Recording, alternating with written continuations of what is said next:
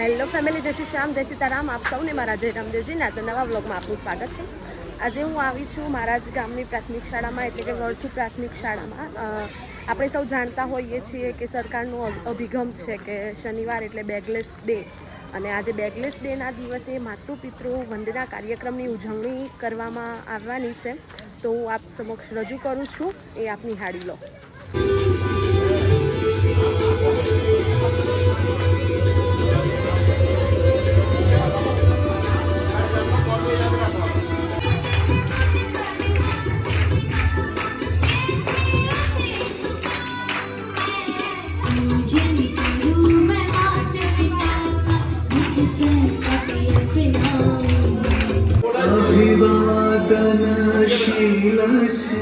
આશીર્વાદ આપો તમારા બાળકોને જીવનમાં ખૂબ આગળ વધી ખૂબ વળી અને તમારું નામ રોશન કરે, તમારા પરિવારનું નામ રોશન કરે, એવા અંતરના આશીર્વાદ આપણે આપીશું બાળકોને.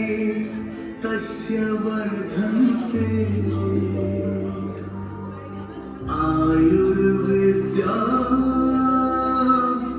યશો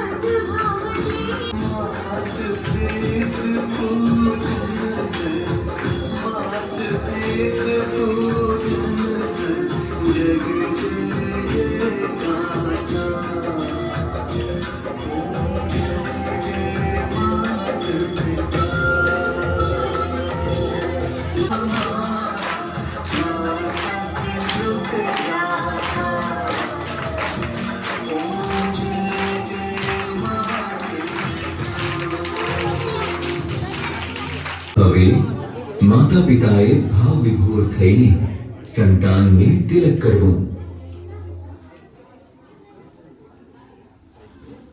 માતા પિતાએ પોતાના સંતાનોને વહાલથી પીઠ થપથપાવી. સંતાનોએ માતા પિતાને ભેટવું. દરેક સંતાન દરેક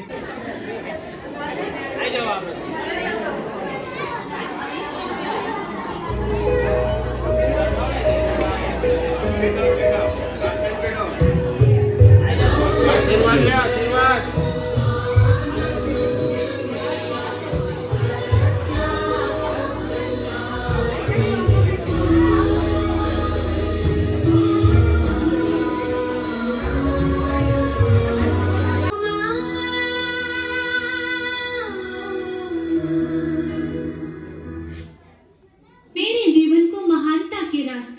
मेरे जीवन को महानता के रास्ते ले जाने वाली उनकी आज्ञाओं का पालन करना मेरा कर्तव्य है. અને માતા પિતાએ બાળકોનું મોઢું મીઠું કરાવશે. હવે દર શુભ ઘડીની જેમ સંતાનોએ પોતાના માતા પિતાનું મોં મીઠું કરવું, અને માતા પિતાએ પણ પોતાના સંતાનોને મધુર પ્રસાદ ખવડાવવો.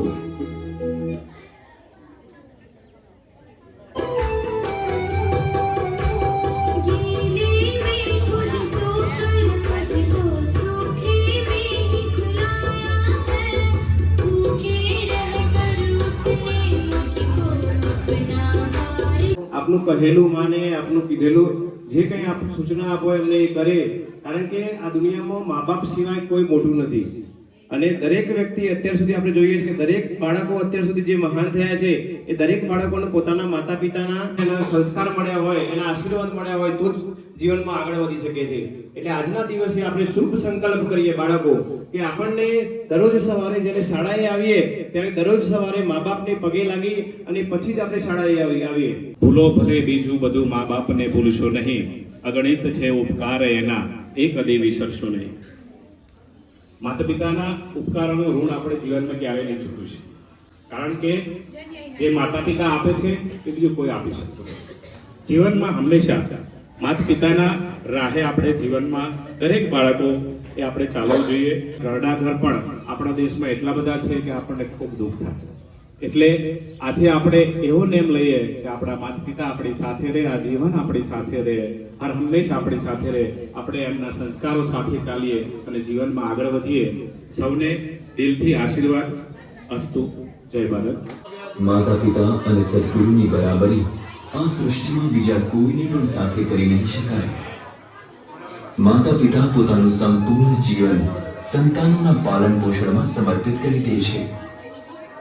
કહેવાય છે કે ઈશ્વર દરેકના ઘરમાં અવતાર લઈને આવી નથી શકતા, એટલા માટે જ એમણે માતા પિતાની રચના કરી.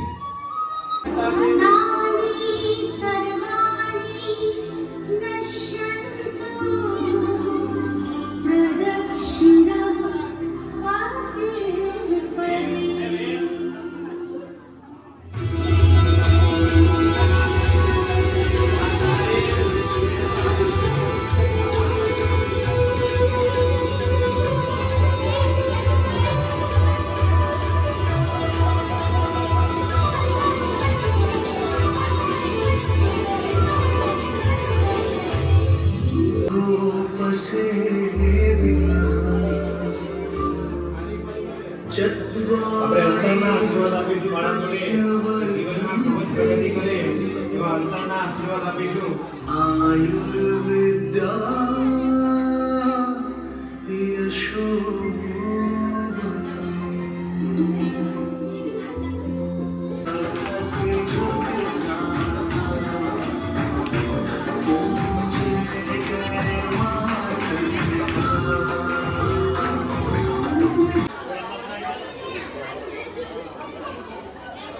આપણે માતા પિતાને ગળે લાગીશું.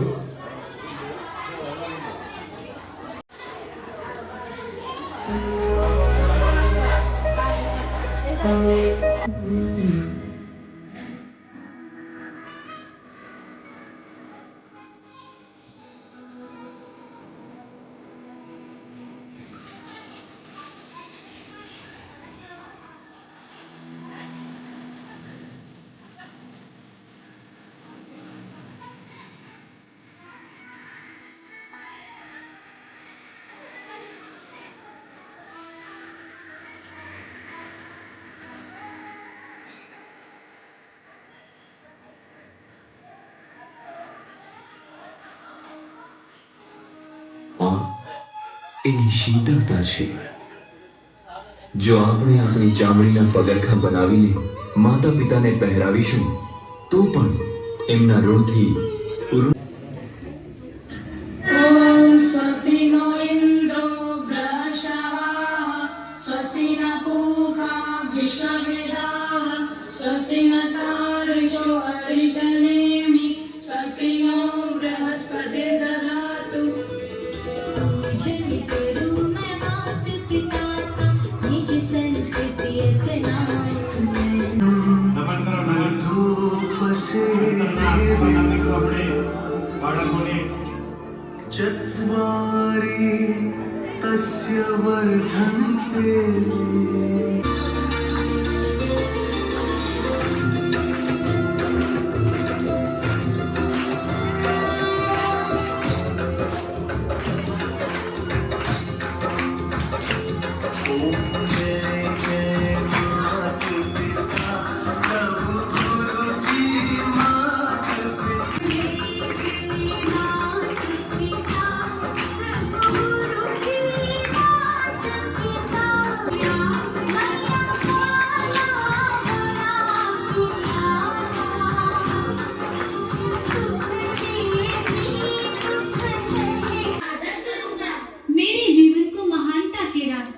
मेरे जीवन को महानता के रास्ते ले जाने वाली उनकी आज्ञाओं का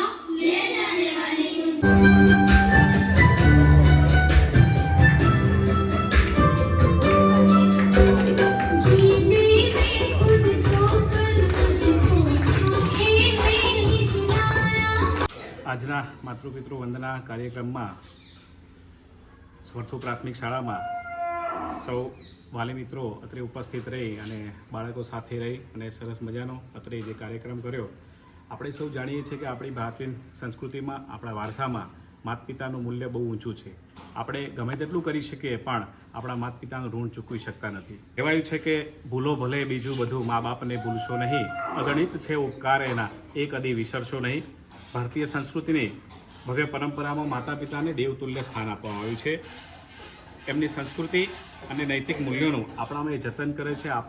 આપણે પણ બાળકોએ સાથે મળી અને આપણે પણ એમના નૈતિક મૂલ્યો અને એમની જે સંસ્કારોનું જે સિંચન કર્યું છે એ સંસ્કારોનું આપણે જતન કરવું જોઈએ. આજનો આ માતૃપિતૃ કાર્યક્રમ જે છે, વંદના કાર્યક્રમની અંદર એક નાનો એવો વિચાર આવ્યો કે ચલો આપણે શાળાની અંદર સાથે મળી અને તમામ વાલીશ્રી, તમામ માતા પિતાને અહીંયા ઉપસ્થિત રાખી અને બાળકો સાથે આ કાર્યક્રમ કરીએ તો સૌ શાળા પરિવાર એ થોડાક સમયમાં જહેમત ઉઠાવી અને દરેક વાલીશ્રીને અહીંયા નિમંત્રિત કરી અને સરસ મજાનો આ કાર્યક્રમ અત્રે આપણે સૌ સાથે મળીને કર્યો. આજના આ શુભ દિને અમે પણ સૌ અમારા માતા પિતાને વંદન કરી અને એમના અત્રેથી આશીર્વાદ માગીએ છીએ. અસ્તુ. આજના 14 ફેબ્રુઆરીનો દિવસ વર્થુ પ્રાથમિક શાળામાં સૌ શાળા પરિવાર, આચાર્ય સાહેબશ્રી, ગુરુજનો, આપણા સરપંચશ્રી અને અહીંયા અભ્યાસ કરતા સૌ બાળકોના માતા પિતાના સાથ અને સહકારથી એક નવી પહેલ જે કરી એ ખરેખર ખૂબ અભિનંદનના પાત્ર છે. બાળકોમાં સંસ્કારોનું સિંચન માતા પિતા અને પછી ગુરુજનો દ્વારા થતું હોય છે.